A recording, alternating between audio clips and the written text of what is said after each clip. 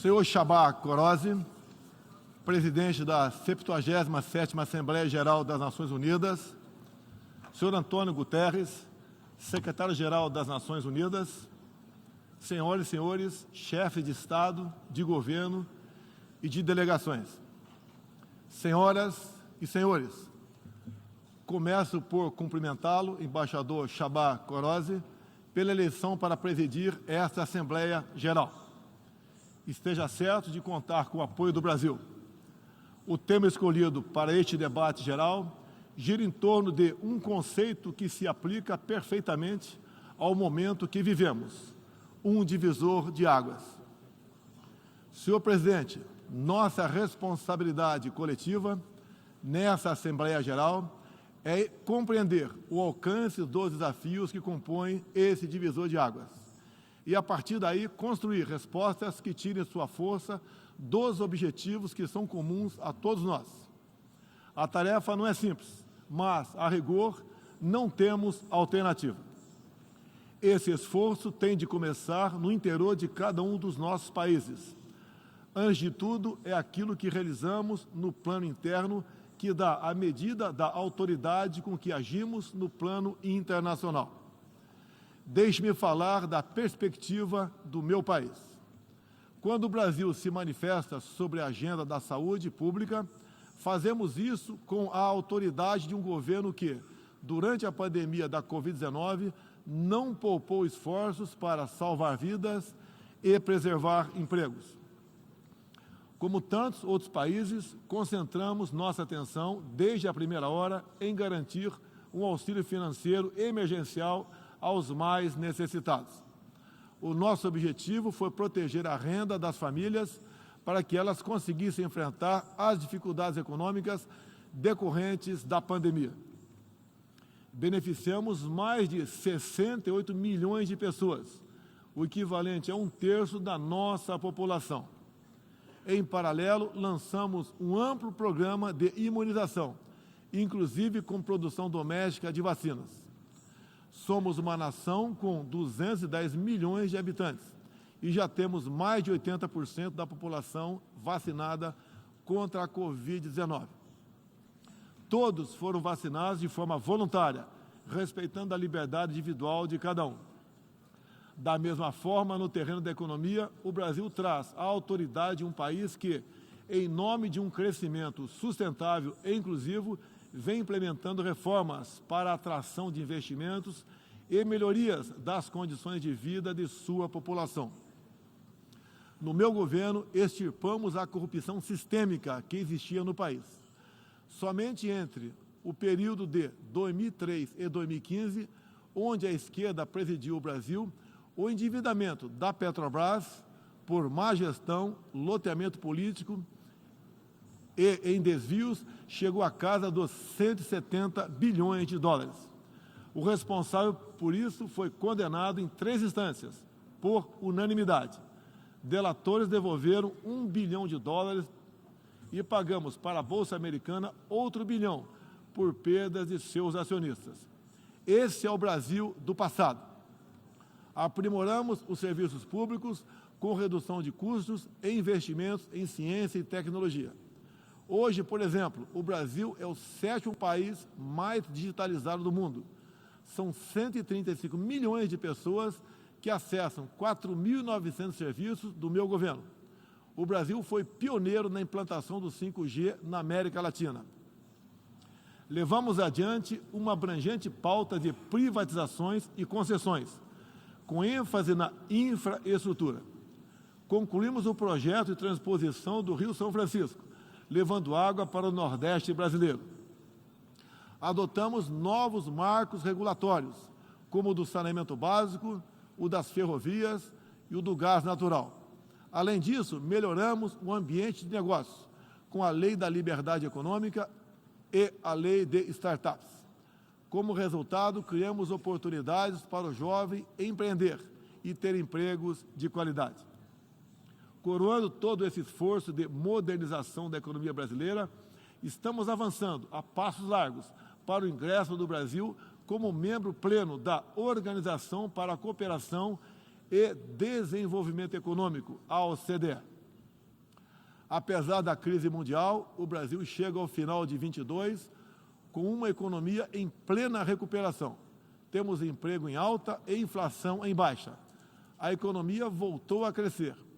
A pobreza aumentou em todo o mundo sob o impacto da pandemia. No Brasil, ela já começou a cair de forma acentuada. Os números falam por si só.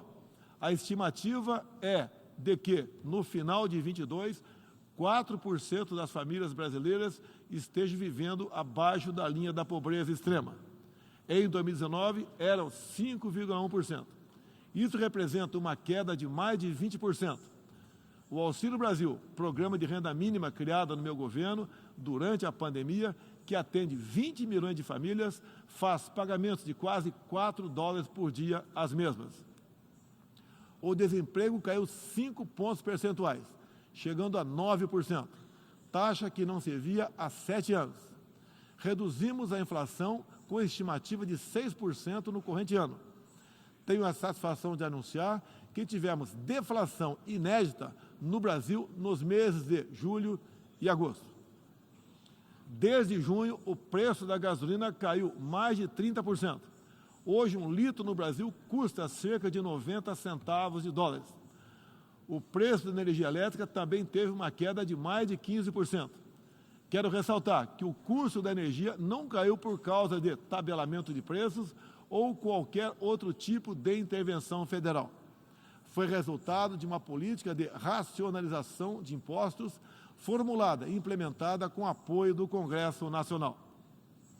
Em 2021, o Brasil foi o quarto maior destino de investimentos estrangeiros direto no mundo.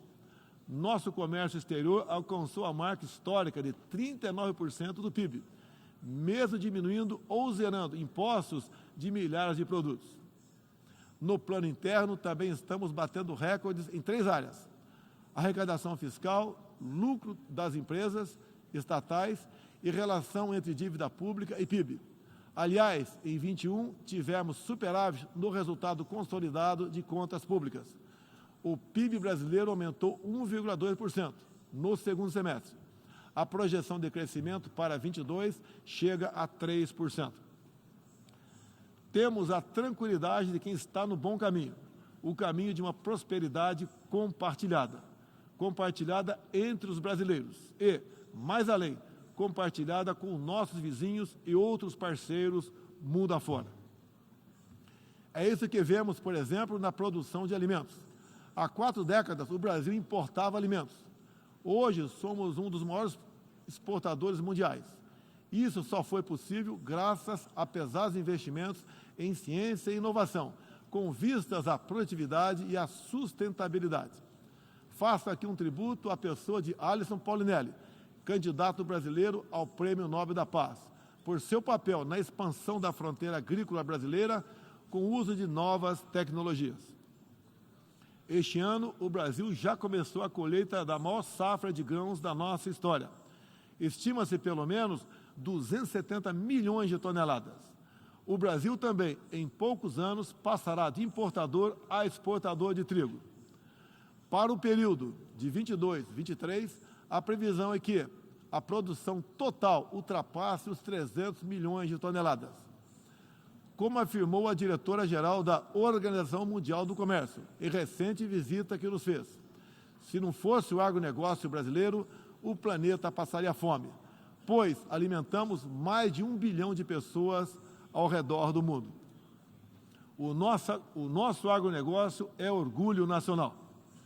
Senhor presidente, quero lembrar que, também na área do desenvolvimento sustentável, o patrimônio de realizações do Brasil é fonte de credibilidade para a ação internacional do nosso país. Em matéria de meio ambiente e desenvolvimento sustentável, o Brasil é parte da solução e referência para o mundo. 2/3 de todo o território brasileiro permanece com vegetação nativa, que se encontra exatamente como estava quando o Brasil foi descoberto em 1500. Na Amazônia brasileira, área equivalente à Europa Ocidental, mais de 80% da floresta continua intocada, ao contrário do que é divulgado pela grande mídia nacional e internacional. é fundamental que, ao cuidarmos do meio ambiente, não esqueçamos das pessoas. A região amazônica abriga mais de 20 milhões de habitantes, entre eles indígenas e ribeirinhos, cuja subsistência depende de algum aproveitamento econômico da floresta. Levamos internet a mais de 11 mil escolas rurais e a mais de 500 comunidades indígenas. O Brasil começou sua transição energética há quase meio século, em reação às crises do petróleo daquela época. Hoje temos uma indústria de biocombustíveis moderna e sustentável. Indústria que contribui para a matriz energética mais limpa entre os países do G20. Cerca de 84% da nossa matriz elétrica atualmente é renovável. E esse é o objetivo que muitos países desenvolvidos esperam alcançar somente depois de 2040 ou 2050. No ano passado, o Brasil foi escolhido pelas Nações Unidas como o país campeão da transição energética. Temos capacidade para ser um grande exportador mundial de energia limpa. Contamos com excedente já em construção, que pode chegar a mais de 100 gigawatts, entre biomassa, eólica, terrestre e solar, além da oportunidade ainda não explorada de eólicas marítimas de 700 gigawatts, com um dos menores custos de produção do mundo. Essas fontes produzirão hidrogênio verde para exportação. Parte dessa energia 100% limpa abre a possibilidade de sermos fornecedores de produtos industriais altamente competitivos, especialmente no Nordeste brasileiro, com uma das menores pegadas de carbono do mundo. A agenda do desenvolvimento sustentável é afetada de várias maneiras pelas ameaças à paz e à segurança internacional. Erguemos as Nações Unidas em meio aos escombros da Segunda Guerra Mundial. O que nos motivava naquele momento era a determinação de evitar que se repetisse o ciclo de destruição que marcou a primeira metade do século XX. Até certo ponto, podemos dizer que fomos bem-sucedidos.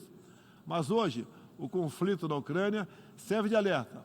Uma reforma da ONU é essencial para encontrarmos a paz mundial. No caso específico do Conselho de Segurança, após 25 anos de debates, está claro que precisamos buscar soluções inovadoras. O Brasil fala desse assunto com base em uma experiência que remonta aos primórdios da ONU. É pela 11ª vez que ocupamos assento não permanente no Conselho. Temos buscado dar o melhor de nós para a solução pacífica e negociada dos conflitos internacionais, sempre guiados pela Carta da ONU e pelo direito internacional. O Brasil também tem um longo histórico de participação em missões de paz da ONU. De Suez a Angola, do Haiti ao Líbano, sempre estivemos ao lado da manutenção da paz. Também contribuímos para a paz ao abrirmos nossas fronteiras para aqueles que buscam a chance de reconstruir suas vidas em nosso país. Desde 2018, mais de 6 milhões de irmãos venezuelanos foram obrigados a deixar seu país. Muitos deles vieram para o Brasil. Nossa resposta a esse desafio foi a Operação Acolhida, que se tornou referência internacional. Já são mais de 350 mil venezuelanos que encontraram em território brasileiro assistência emergencial, proteção, documentação e a possibilidade de um recomeço. Todos têm acesso ao mercado de trabalho, a serviços públicos e a benefícios sociais. Nos últimos meses, chegam por dia ao Brasil a pé cerca de 600 venezuelanos, a grande maioria dos quais mulheres e crianças, pesando em média 15 quilos a menos do que tinham antes, fugindo da violência e da fome. A política brasileira de acolhimento humanitário vai além da Venezuela. Temos também recebido haitianos, sírios, afegãos e ucranianos. Senhor presidente, o conflito na Ucrânia já se estende por 7 meses e gera apreensão não apenas na Europa, mas em todo o mundo. Quero, em primeiro lugar, renovar o agradecimento do Brasil aos países que ajudaram na evacuação de brasileiros que se encontravam na Ucrânia quando começou o conflito. Refiro-me especialmente à Eslováquia, Hungria, Polônia, Romênia e República Tcheca. A operação foi exitosa. Não deixamos ninguém para trás, nem mesmo seus animais de estimação. Diante do conflito em si, o Brasil tem se pautado pelos princípios do direito internacional e da Carta da ONU. Princípios que estão consagrados também em nossa Constituição. Defendemos um cessar-fogo imediato, a proteção de civis e não combatentes, a preservação da infraestrutura crítica para assistência à população e a manutenção de todos os canais de diálogo entre as partes em conflito. Esses são os primeiros passos para alcançarmos uma solução que seja duradoura e sustentável. Temos trabalhado nessa direção. Nas Nações Unidas e em outros fóruns, temos tentado evitar o bloqueio dos canais de diálogo, causado pela polarização em torno do conflito. É nesse sentido que somos contra o isolamento diplomático e econômico.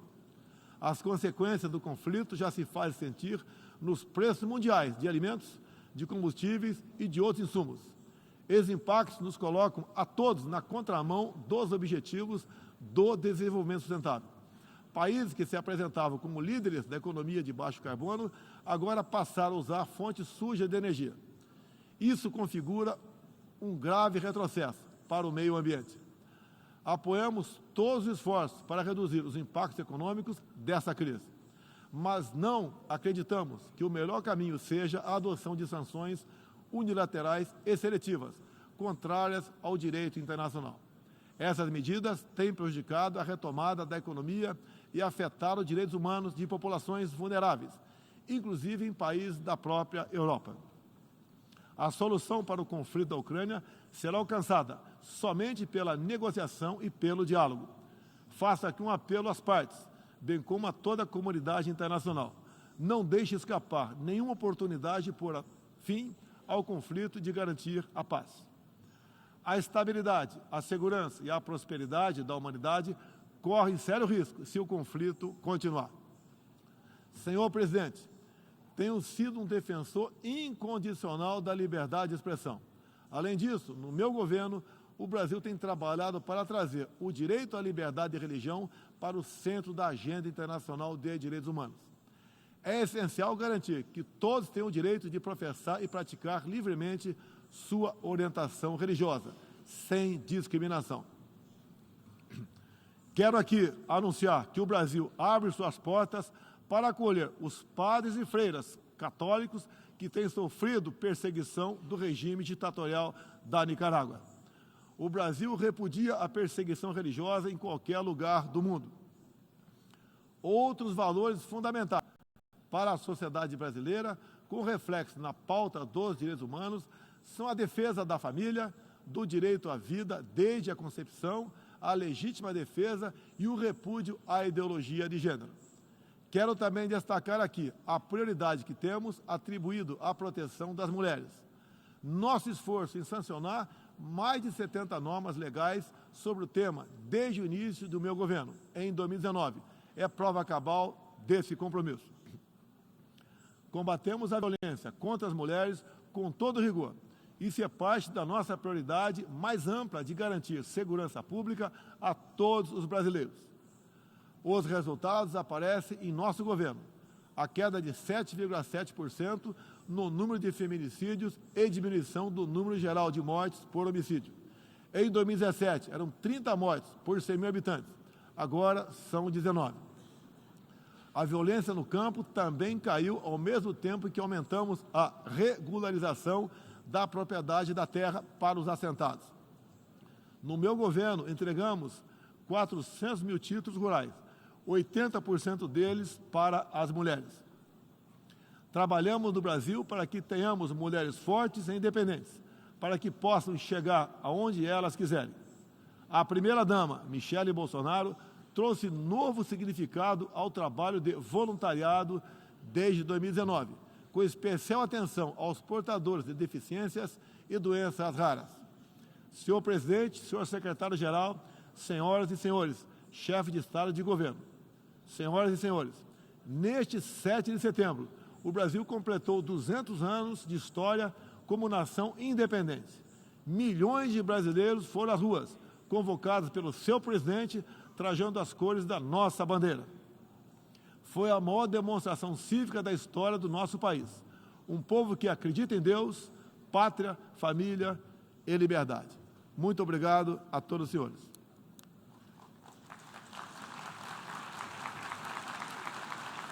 Obrigado.